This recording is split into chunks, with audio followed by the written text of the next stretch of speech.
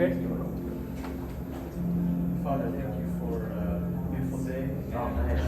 the opportunity to just explore your world through logic and the reason that you've given us to find you in it and to reason our way to understand more of you. Just pray your blessing over this time. In Jesus' name. Amen.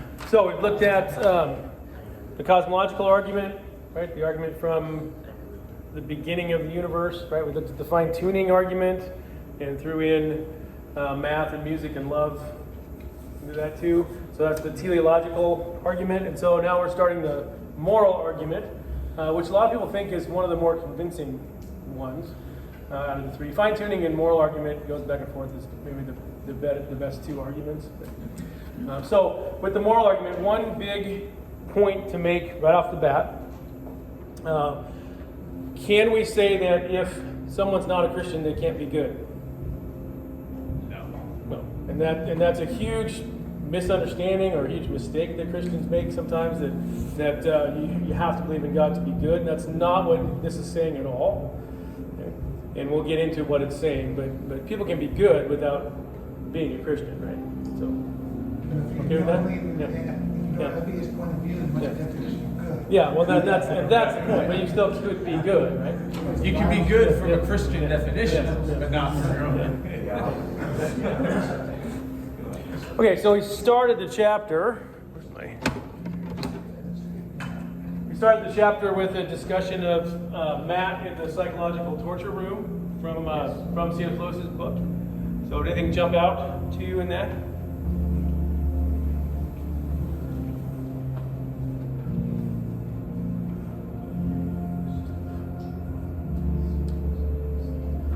Remember from that anything that was surprising, or did you? What was the main point of him starting with that? Instead of that room, they came from crazy reality. Yeah, so this room that was intended to show him that there was no meaning or no definition of good and evil, whatever the intent was of the room, right? Ended up having the opposite effect, where he discovered that there had to be some kind of moral truth. Right? Anything else that jumped out at you? I think it's a good illustration of how people who have had, like, I don't know how to phrase it exactly, I guess kind of lukewarm lives, where they haven't had anything really bad happen, Right. but they haven't had a lot of great stuff happen to them either. It's just kind of like regular, maybe American life. Right. That's the easiest way to dismiss morality. It's actually harder the worse things happen to you or the better things happen to you. It's the middle ground where you can kind of ignore everything because you're just comfortable. Yeah, I mean, it's harder to ignore morality when nothing bad ever happens to you, right? Which is why maybe it's harder in America for, I had a friend in high school that would actually pray for people, would pray for other friends to have bad things happen to them so they would come to Christ. So, because that was, in her mind, that was the only way that they would come to Christ is if something bad happened to them. So, yeah. So, anything else with that? We calls it normal. I thought that was kind of, Yeah. Calls what normal? just I guess the absence of the crookedness, right? Yeah. Instead of morally right or I love the quote, morality is discoverable rather than equally obvious to every person and every building. Yeah, and to me, that was the main point I got out of that little story, is that morality is something we discover. It's not something that we invent. So I think that was Lewis's point too. It's something that we can discover in the world. So it's something that's out there on its own that we're discovering. It's not something we're making up. Anything else? Okay, which means if it's outside of us and it's something we're discovering, then it's also objective, right? It's not a subjective thing. It's an objective truth that we're finding out about. And make the points more easily discoverable in terms of suffering, right? And then I don't know if he said this directly, but it's something I wrote in the margin of the book. why are we able to cling to God's goodness in the midst of physical torment and difficulty? We're experiencing physical torment and difficulty, we can cling to God. Why is that? Well, because we realize this isn't the end of everything. Okay. I mean, it's temporary, but if you don't believe it's temporary, I mean, if you don't believe there's anything else, this is all there is, and all I have is torment. Wow. Anything else with that? Why would we be able to? We know that this isn't the end. There's a promise, all things work together for good for those that love the Lord. Okay, so there's a promise that things are going to work out.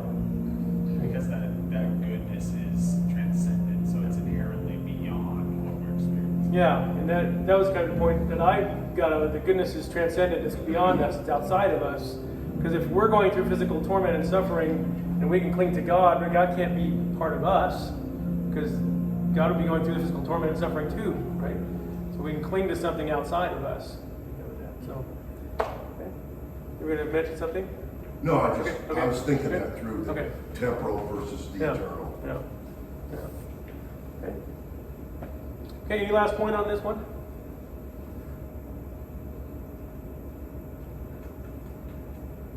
Okay, but I liked at the end too, he said that we instinctively long for our lives to arrive at some kind of rightness. There's some way that our life should be, and we're waiting for our lives to get to that point, right? And what's the explanation for that feeling, right? Under naturalism, there's no way that there's not a way that nature should be, right? But we're still longing for this way that nature should be. Okay, so then he went into humans having a universally instinctive awareness of morality. Any thoughts on that? Often people, especially atheists, will make the point that there are so many different cultures with so many vastly varying moralities. It's something C.S. Lewis, and so they'll basically say, well, see, if morality was ingrained in humanity, as you say, then it would all be like the same, or at least kind of the same. You wouldn't see this absolute chaos of morality. But C.S. Lewis points out that yes, there are vast differences in morality between cultures and stuff, but there's never been a society where lying was specifically said, okay, this is virtuous, even if there's no end to it, even if there's no reason to do it. It's actually just straight up virtuous to lie, or virtuous to murder, or virtuous to, you can go down a list of biblical things that are clearly sin, Right. and there's never been a society in human history that valued those things regardless of the ends that they achieve. Whereas with goodness, it's the opposite, right? So, Yeah, and also on that list, murdering someone for no reason. I think he included in that list, or running away in battle. Yeah. I think was that his list. yeah, it's, Right? There's always these certain things that no one would ever say was good to do. Right? So, other thoughts or extensions on that?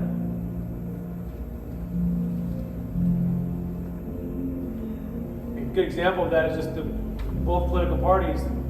Instantly, when somebody says something, what do they say automatically? They're lying. They're lying. Right? They're lying. So that, everybody knows that's bad. That's why they're saying that the other person's doing it. Right?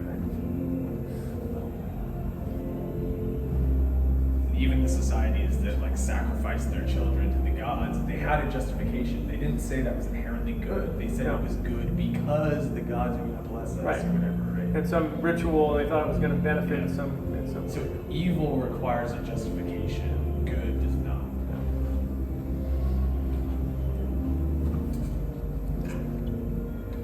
What about the part when he was talking about Western society rapidly escalating in moral outrage? He was putting it back on that. Anybody find that interesting?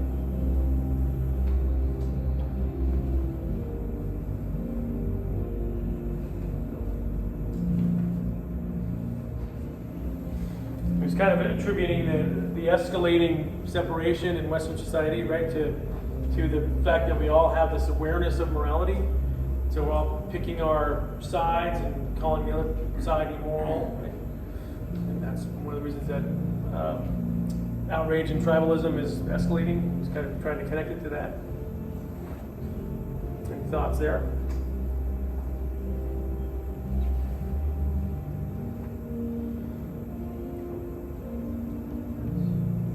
I think some of it is becoming more self-centered, so what I want is more important than what you want. Yeah, well, there's more than one reason for sure. Yeah. I mean, Yeah, yeah. you know, I'm not sure how, Yeah. but then, yeah, I'm gonna call you a liar, you get what I want, Yeah.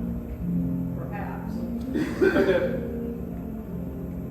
when they're calling out people's names, like saying they're a liar or saying that you're a Nazi, right? They're doing that because they know everybody has this universal awareness, Right. right? So, yeah. Okay. So, I kind of like the ending. The whole summary of that is that we all know there's such a thing as good and evil, and we all know that they're a big deal, right? Kind of this conclusion of that section. Any other thoughts on that? Okay, so they went into the transcendent part of it. Raleigh has this transcendent importance associated with it. You know, Yeah, but back yeah, to yeah. that last one Yeah. there. Ted, you know, I kind of question that. If universal awareness, you know, you think of some of the, say, dictators in Europe or whatever, and it's like, man, it's hard to say that there's any kind of a awareness at all of. I mean, you think of the body count in the wake of their governing or whatever you want to call it, you know. I don't know. Yeah, so yeah, when- either that or I don't know, it's seared conscience. I don't know what you could be, you know. Yeah. Maybe initially, but yeah. What's It's kind of, well, I yeah, tell go you, ahead. kind of funny for me. I had different thoughts reading this. I was thinking of, especially like, and I raised 3 boys. When they're, I don't know, maybe the rest of you had experience with this too. Little boys they're cold-blooded killers. When they're, you know, I mean, whether it's bugs or whatever, I mean, they barely learned to walk or whatever, and they say, you know, something wrong, and stomp or, I don't know, you know, and you kind of, you know, and you have to train it out of them to, you know, I guess morality, if you will. But boy, left to ourselves, you take God out of the equation. Again, kind of back to the government thing, I guess, pure communism or whatever. Man, oh man, I don't know about any morality. And like he said too, I think, other than themselves and their, you know, rulers, I mean, you know, taking care of themselves, but boy, the people in the wake of it. Anyway, yeah. What would your boys have done if you just punished them for no reason, though? Would they have just accepted that? I'm sorry. Your boys, if you just punished them for no reason, would they have just accepted that and thought, yeah, that was okay? Or would they have got upset that you punished them for no reason? Yeah. I mean, everyone's got this awareness of Right. some Yeah. right and wrong, right? Yeah. But the dictators, any thoughts on? Well, they're just, again, go back to justifying evil, Yeah. right? Yeah. I mean, everybody can find it as easy. Yeah. Yeah, it feels like you can't have that conversation really about the dictators, which is a very real thing, Right. without talking about the problem of evil. Right. Well, yeah, and kind of back to that, I remember even, we lived in town or things, so we have, you know, like little pets or whatever once in a while, you know, guinea pig or whatever. And even kids, you gotta teach them to be nice, to show them how to take care of an animal, you know, it's part of God's creation and, you know, taking care of it and everything. I think left to themselves, you know, poor thing would probably starve and die of thirst or either that or they're handling it, you know. Of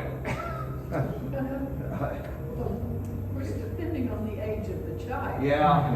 They may not Yeah. realize the consequences, they don't mean Yeah. to do that. And depending on that's an interesting study too. Depending on the personality, some of them are kind of natural, you know. So anyway, Or like stomping on the bugs, maybe they perceive them as a threat. Yeah, there's that. Now we get into psychology, right? One of my granddaughters got really seriously bitten by a carpenter ant. Yeah. And so, I mean, and she was only like, maybe not quite 3. Well, for another year or so, every time she saw any ant, she was But And revenge. Well, you know, that because she did, Yeah. perceived it as a threat. Yep, yeah. Anyway. So, I mean, can you speak to the dictators? Is that- Well, yeah, okay. I was just reflecting Yeah. when Grant was talking on, you know, it's interesting to think, how does society's consciences get seared? Because obviously, we're all sinful, but we all have that moral compass. But look at abortion. You were talking about sacrifice of children. Look at abortion in our culture. You know, so many people, slavery, you know, in antebellum South, or even Jim Crow. Or you go back and you look at dictators, you look at Pol Pot and what was going on there, or you look at Mao Zedong, the Cultural Revolution. Everybody in that society was convinced, or at least the vast majority of people in that society were convinced of something that was immoral and not true. Or you look at Rome. And so it's a fascinating thing to think about, because I believe that. But at the same time, people, because of our sinful nature, can become misguided and follow a lie. But on those lies, and I think on the same along the lines as you were, on those lies was this whoever was following the dictator or whoever believed in abortion, are they always given moral reasons why we should do this? Right, that's like what I was saying about the justification. There's always a justification. Right. True lack of sense of morality would be, I do this and I don't need a justification. Right. But they always justify. Right. I mean, Pol Pot have a moral justification for what he was doing. Right. So, yeah. Yes. Yeah. And on the abortion front, when do abortion activists get the most upset? When we say that you're killing a baby, Yeah. because they know that killing is wrong. Yeah. So they change it. So they call it They reproductive call it health. something else. And I think Yeah. the other thing that I'd like Yeah. to add to the conversation on this is the presupposition that somebody has regarding the nature of humans is very significant here. Because if you believe that we're sinful or flawed by nature, Right. then you believe that you can't have perfection. You're not going to have heaven on earth. Right. If you're Adolf Hitler, Joseph Stalin, you believe a utopia can be created, then what's 20 million people? Right. That's just a small price to pay to reach perfection, utopia. And so the presupposition there becomes really important in trying to understand. They may have an awareness, but that awareness may differ depending on their belief of humans, Right. nature Yeah. of humans. Yeah. So I would say that throughout time, man, like Hitler, he had to actually make the Jews less than human Right. for it to be okay for us to kill them, because Right. they are at a lower level for Yeah. killing them to be okay, because they're not to the standard. And dictators usually perceive themselves to be like gods or goddess, so they can kind of mold and change the rules of morality, because I'm God, so we can do this and do that. Right. It convinced people that the Jews were hurting society. Yes. So it gave a moral reason. Because he bumped them down and kind of held them at a high standard. So But there were many Christians who died protecting Jews. Right. Right. So Christians, many of them didn't buy it. Right. Yeah, Bonhoeffer movie's coming out. I'm looking forward to that. that's a great one. Okay? Good. All right, so then what about morality having a transcendent importance connected to it?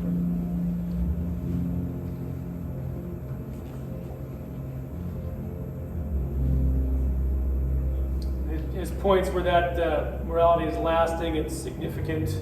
We have this feeling that good is going to win, right? So it's that transcendent quality. Any thoughts on that? Well, it's never gonna go away. Right. It can't be destroyed no matter what. Yeah, we have the sense that it's got a lasting quality to it. Yep. Do you think Mao Zedong, Adolf Hitler have that feeling? Well, in terms of what they were trying to do with society, Right. they would have this transcendent Right, they lasting. believed that, Yeah, that yeah. the transcendence, Yeah, yeah. what they were doing was going to create heaven on earth. Right. It was going to create something good. Right. We haven't defined that morality Yeah. piece. Right. Right. Yeah. Yeah, so yeah, we have an instinctive awareness of it. It has this transcendent, lasting quality to it, right? And then he made the point that it's got an also this authoritative quality to it. Thoughts on that?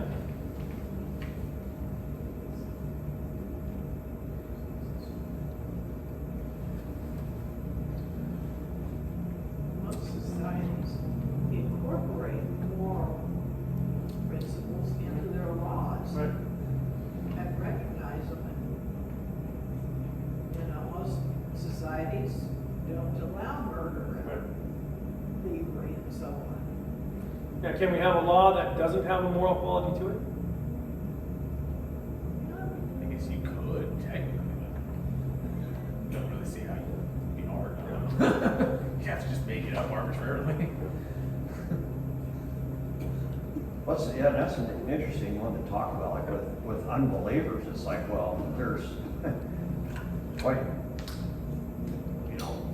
why is it wrong to kill someone or, I mean, that's an extreme or whatever, but why is it wrong for me to take, I want what you have, and where does that come from, it's just, that black and white, Yeah, it's the grounding piece.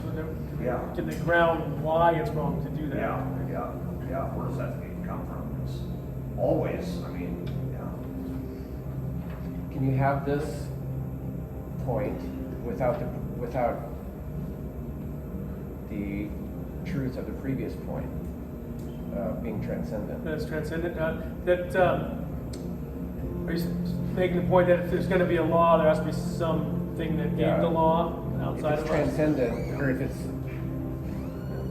transcendent, then it's got to be authoritative, doesn't it? Yeah. If it's something from outside of us, I would Yeah. think so. Yeah. It seems like a lot of people and authorities, morality is fluid. Yeah. They can adjust it to fit their. But they even so though, they think that other people should follow it, right? Right. It's got some kind of authoritative nature to it. The news article this week, the squirrel gets killed. Yeah. Some guy had the squirrel for Yeah. 7 years, saw the mother killed from an auto accident. That's for 7 years. Someone turns it in as having a wild animal. Yeah. They come and get it and they put it to death to see if it had rabies. And there's outcry. He had 550 followers online. And there's an outcry, but nobody cries about the aborted babies. Where's the morality and all that stuff? Well, it's like Grant says, if I go and steal your stuff, that's wrong. But if the government does it because it's for a higher good, then it's okay. Right. I mean, Or there's some that say it's reparations. right, no, and that's the point that different people have different sense of morality. It doesn't make it right, but it's a different sense of Right. morality. That may not be a transcendent morality, but they believe it is. Right. So he mentioned that it's like we have an entire judicial system in our heart, right, that we're just aware of. Right? everybody thinks that there are ways that things ought to be, and where's that oughtness coming from? Right? Even though it might be different for each person, they still think there's a way that things ought to be. So there's this law-like character to morality. So it's the three main points before he gets into attempts to have morality without God. That it's got a universal instinctive awareness of it. It's got a transcendent importance linked to it, and there's an authoritative quality to it. Right? It's kind of his three main points. So. Well, little kids, Yeah. really young kids, already seem to have that, that's not fair. Right. That's not, right, Yeah. like, as soon, Yeah. between 2 and 3, Yeah. or at least by 3. Yeah. And that's why I ask, if you punished your boys for no reason, would they be upset? They probably would. Yeah. Okay, anything else before we get into the people that have talked about what if there is no God? How can we have morality, or why, or there isn't any morality?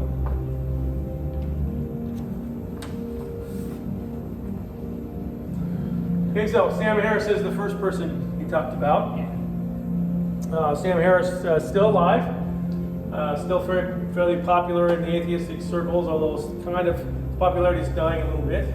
But he thought morality can be grounded in science. Right? He said that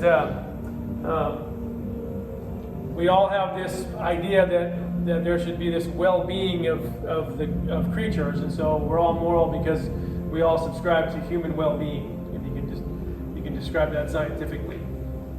So, what are your thoughts on that? It's just so obviously stupid. I mean, it So why? always amazes me the caliber of minds that can think such ridiculous things. I mean, you can't tell me why. Say that one of the main things they'll say all the time is, well, it's pain. Pain is like one of the main things. So the less pain there is, right, the better. And it's like, okay, well, what if someone does something that causes someone else no pain at all, but it's still evil? Can they just keep doing it? Right? Or you have so many questions that just can't at all be answered by this, because you have no reason for your definition of human well-being. Right? Is it Mao's human well-being? Yep. Is it Jesus's human well-being? Who's it? The brand says who, right? Yeah. Yeah. It says it's moral or not, right? A plug for a book on that topic, I think, is The Righteous Mind. Kind of argues that point as a secular, non-Christian. Makes a strong case, I think, for it's got to be outside of morality, comes from outside of science. But There seems to be a lot of articles that I've been reading the last few years that have questioned the objectivity of scientists today, because science has been politicized in many cases, and you probably can speak to this. Yeah, has been throughout history. Yes. We're just And- noticing it now. And Yeah. if morality can be grounded in science, then can science be grounded in politics? And really, it is grounded in politics. Yes. Yeah. So, Which makes it less than objective. yeah. Right. Yeah. Other thoughts there? Okay, so what about more about why this is wrong? What are some reasons we could give for why morality can't be grounded in anything but God?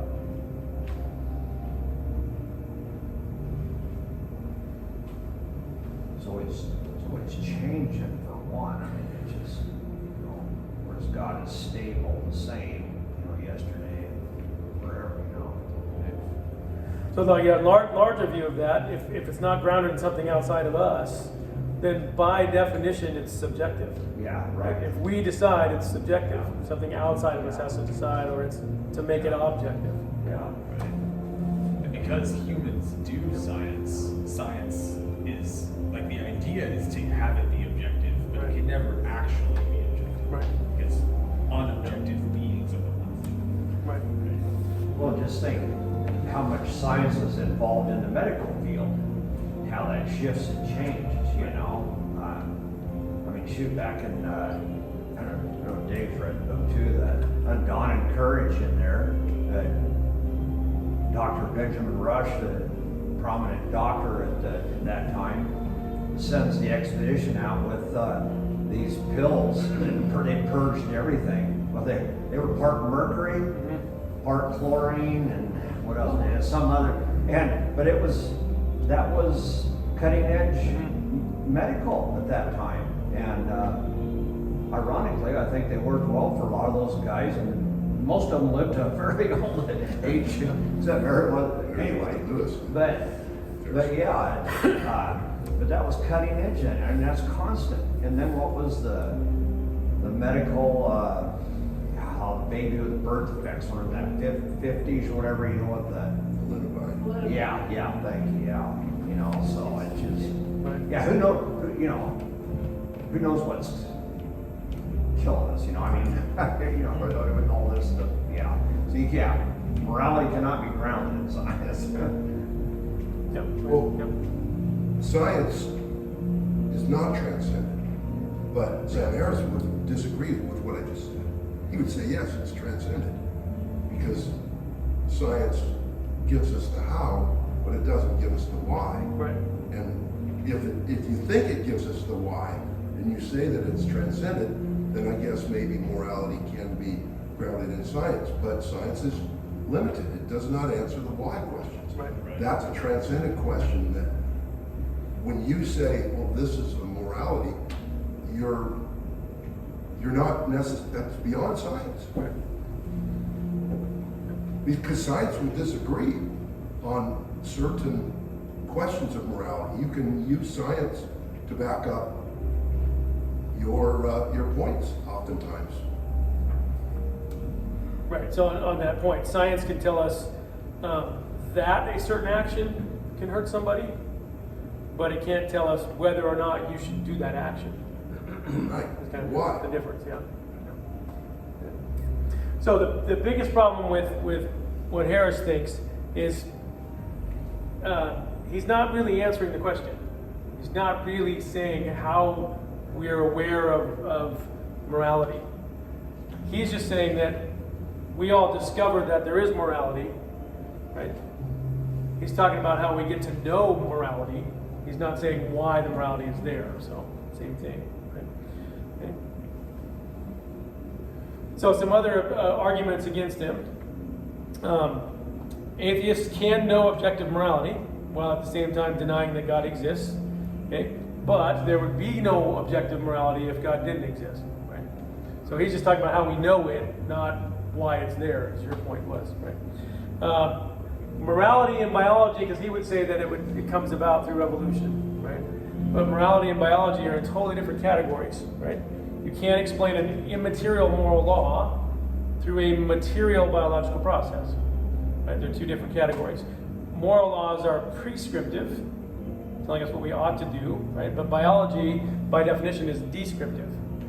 Right? Not the same thing. Biological processes also, if you're subscribed to evolution, depend on survival. There's no good or bad or purpose in evolution other than surviving, right? So biology describes what survives, not what should survive. Right? So there's some arguments against Sam Harris. So, other questions on that? The last two in the chapter are easy to talk about because they were more realistic on what it means to try to have morality without God. Right? So, whoops, I already put that up. So, I always say his name wrong. Nietzsche, thank you. Yeah, I always want to put the E on the end. Right? Some of you might know more about Nietzsche than me, but any thoughts on Nietzsche's attempt to have, or to talk about, can we have morality without God? I actually, just short, it's kind of unrelated, but my good friend Ben, he came to faith at like 22 or something like that. He did it basically by, he decided he had to figure out the truth, some kind of serious truth about life. So he went on this vast philosophical study, and he read like Nietzsche and Jung and all these different people. And he said that he started reading the Bible because it's like, well, if I'm going to read all these philosophers, I might as well read, one of the these religions in the world, and he found that all these philosophers, the few good points that they had, they were just repeating what Jesus said. 2,000 years earlier, and he struggled a lot with moral nihilism, trying to be very realistic and rational while reading all these philosophers until he became a Christian. So you made a good definition of that? Moral nihilism?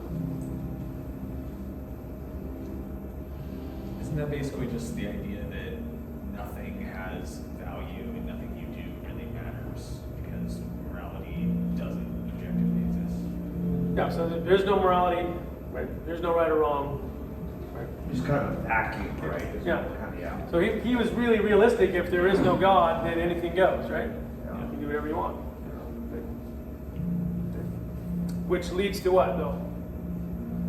Chaos. Chaos and moral despair, right?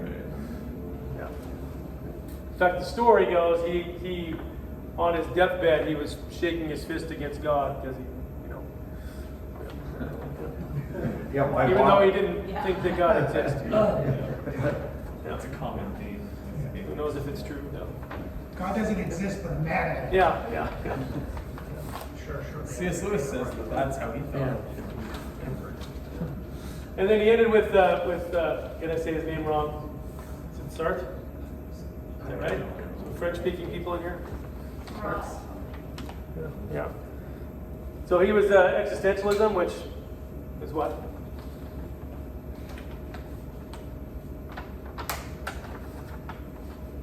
Quick definition of existentialism. In the book, he said our existence precedes our essence. Right? But simple definition, we're not created with any purpose. We have to find our own purpose. That sound familiar to today's society? Okay. So he was kind of realistic too. If God doesn't exist, there is no purpose, so we have to work on finding our own. Right? Find yourself. Yeah.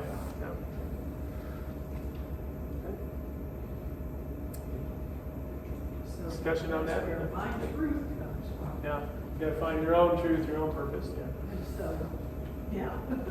That's kind of that overlap with the nihilism, really, and Right. I mean, you can even, talk about governments and even politics, you go full circle and you get to like a true libertarian or whatever. It's like, yeah, you're free to do whatever, Right. They really come up really short on, stopping at anything, really. Even murder.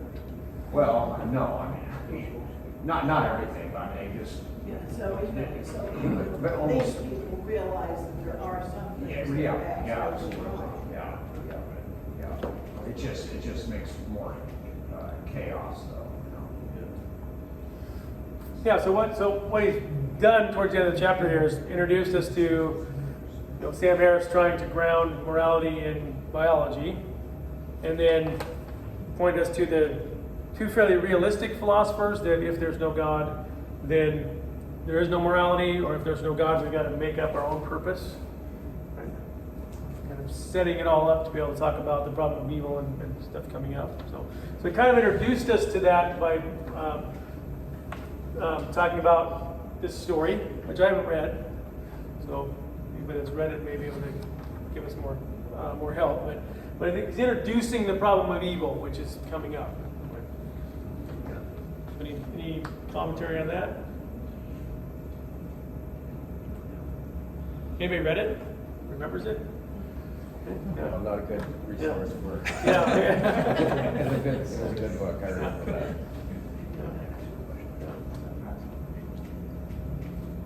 And we'll come back to the problem of evil. So, Okay, but how do you define evil?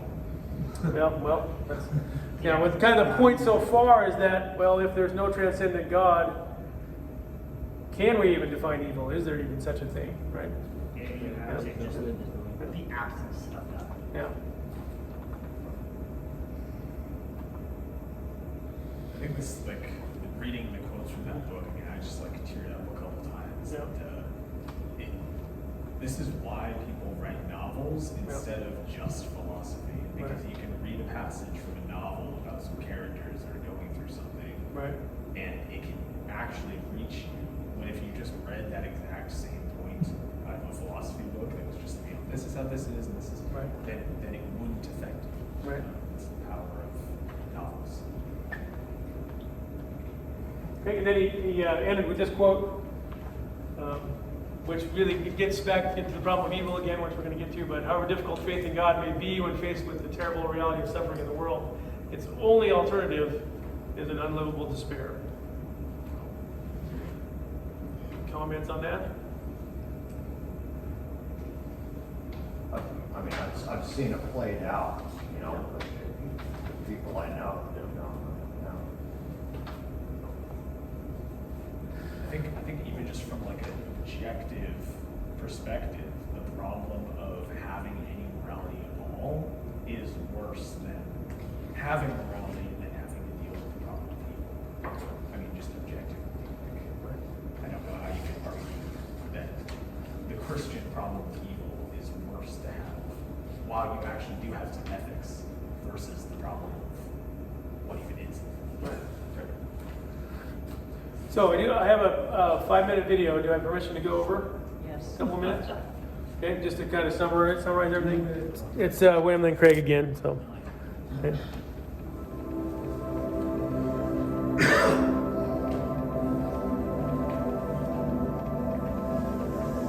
Who am I? Why am I here? Where am I going?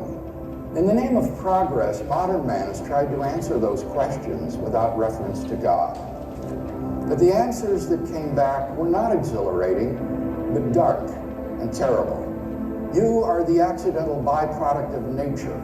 There is no reason for your existence. All you face is death. Modern man thought that in killing God, he had freed himself from everything that repressed and stifled him. Instead, he discovered that in killing God, he had unwittingly killed himself. For if God does not exist, man's life is ultimately absurd. If God does not exist, then man and the universe are inevitably doomed to death.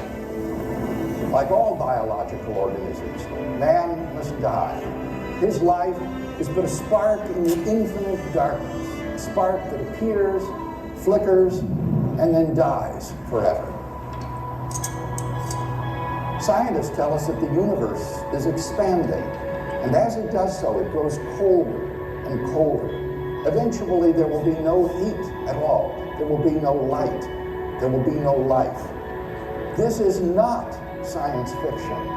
If God does not exist, then we are inevitably doomed to extinction.